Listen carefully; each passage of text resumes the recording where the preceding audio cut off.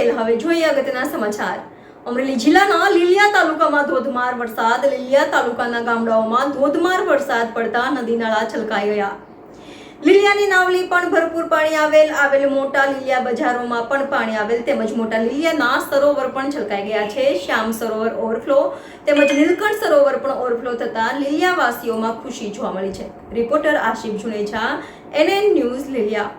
દર્શક મિત્રો, તમારી આસપાસ બની રહેલી અવનવી ઘટનાઓ વિશે જાણવા માટે NN ન્યૂઝને લાઈક કરો, શેર કરો, સબસ્ક્રાઇબ કરો અને બેલ આઇકન પ્રેસ કરો, જેથી આપને નોટિફિકેશન્સ મળતી રહે.